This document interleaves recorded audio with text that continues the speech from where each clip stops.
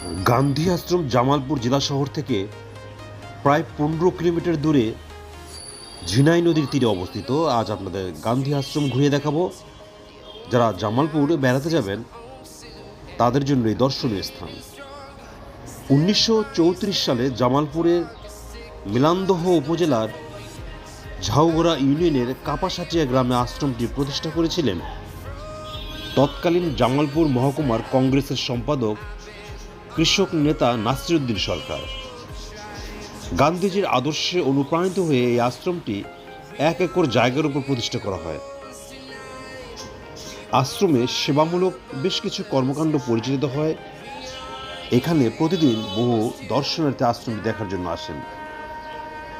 British শাসিত ভারতবর্ষে পরাধীনতার শৃঙ্খল মোচনের লক্ষ্য পরিচালিত লড়াই সংগ্রামের ধারাবাহিকতায় স্বদেশের হিতব্রতে মানব কল্যাণের লক্ষ্য গড়ে তোলা হয়েছিল জামালপুর গান্ধী আশ্রম।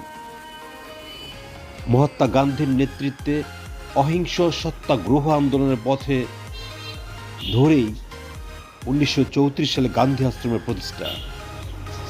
নাসিরউদ্দিন সরকারের জ্যেষ্ঠ কন্যা রাজিয়া খাতুন ছিলেন এর প্রতিষ্ঠাতা পরিচালক। আশ্রমের কার্যক্রমের মধ্যে ছিল খাদি কাপড় বোনা থেকে শুরু করে শিক্ষা কার্যক্রম, পাঠাগার, স্বাবলম্বন, হস্ত কারুশিল্প তৈরি, শরীরচর্চা, বৃক্ষরোপণ, স্বাস্থ্যসেবা সহ স্বদেশের হিতব্রতে বিভিন্ন কর্মসূচি। স্বদেশ চেতনা ও দেশপ্রেমের তরুণ সমাজকে উদ্বুদ্ধ করাই ছিল আশ্রমের অন্যতম লক্ষ্য। পাকিস্তানি শাসক চক্র 1948 সালে বারবার হামলা ও আক্রমণ চালিয়ে আশ্রমের বহু স্থাপনা গুঁড়িয়ে দেয়। টিকে থাকে শুধু অফিস, গৃহটি। প্রায় বন্ধ হয়ে যাওয়া আশ্রমটি আবার পুনর্জাগরিত করেছে নাসিরউদ্দিন সরকারের নাতি হিল্লোল সরকার এবং উৎপলকান্তি ধরসহ এলাকার বিভিন্ন স্তরের মানুষ। বর্তমানে আশ্রম পরিচালনার দায়িত্বে আছেন হিল্লোল সরকার। একটি ট্রাস্টি বোর্ডের মাধ্যমে পরিচালিত হয় সব কার্যক্রম।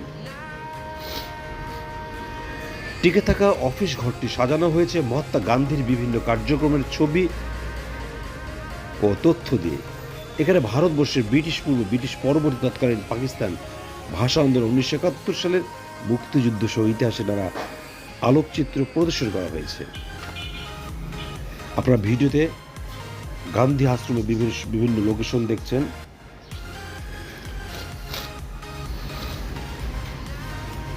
এখানের পাশেই গড়ে উঠেছে মুক্তি সংগ্রাম জাদুঘর। জাদুঘরটি দোতলা, নিচতলায় আলোকচিত্র দিয়ে সাজানো। এর মধ্যে রয়েছে মুক্তিযুদ্ধে জীবন উৎসর্গ করা 7 বীর শ্রেষ্ঠের ছবি সংবলিত তথ্য।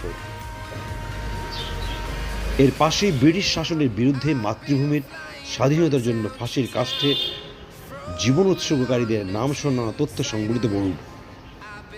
জাদুঘরের সিঁড়ির কাছে খেতাবপ্রাপ্ত বীর মুক্তিযোদ্ধাদের নামের তালিকা রয়েছে। মুক্তিযুদ্ধের সময় 11 নম্বর সেক্টরের একটি মানচিত্র।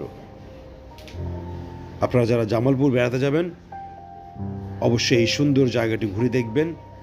আগে বলা হয়েছে এটি জামালপুর সদর থেকে 15 কিলোমিটার দূরে। আপনি অটোতে করে এই জায়গাটি ঘুরে আসতে পারেন।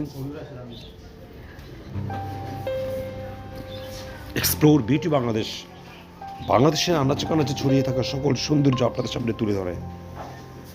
দেখা হবে নতুন কোনো জায়গায় আগামীতে। ততদিন আমাদের সাথে থাকবেন।